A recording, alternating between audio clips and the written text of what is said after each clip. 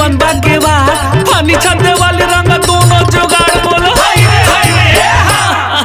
अरे अरे क्या हरे नहीं जानती।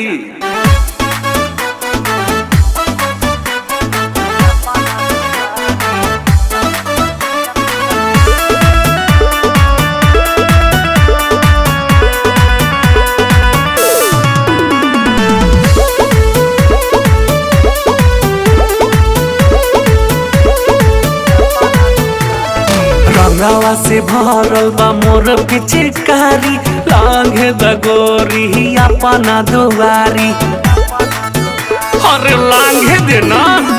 रंगावा से भरल बा मोर पिचकारी लांघे दगोरी अपना दुआरी। सुन लो ना तो सुनाओ ना। मंगल भवनया मंगल हारी देखली माई तो बहुत मारी देख न रे मोहना कोनो दूसरा दुआरी जैबे न त देह छाटल छाटल गारी। अरे ना भागवा जा अच्छा रुका जा रुका। अरे ऐसे काहे रात की सतार हो।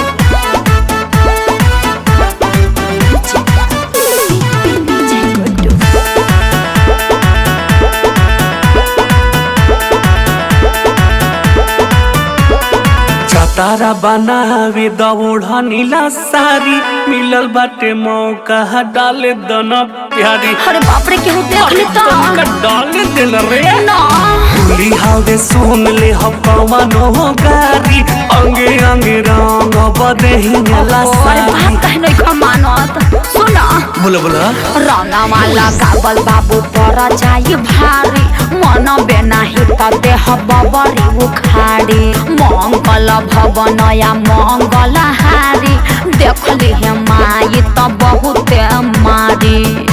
अरे बात बुझा कहला तुम कैले बारो। अरे कितना दिन बुझी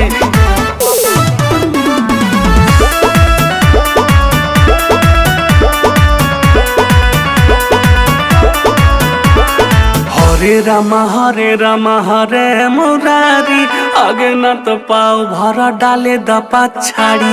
अच्छा तनिक ठेके देना। अरे ना ना हरिओम सुजीत हमें सारा वो हारी जाने ला लोग सभे जिला जवारी। अरे हम ना डल बाइब असो छोड़ो ना का मिले नहीं पढ़ वाला असो सुतारी ठेके नहीं दे पायब की बारी मंगल भवनया मंगल हारी देखली हे माई तो बहुत मारी।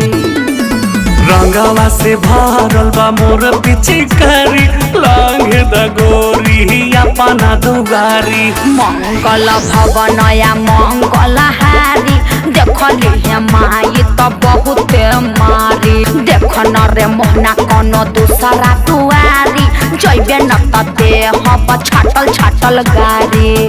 अरे ऐसे ना मान बजा केहू न कबारी।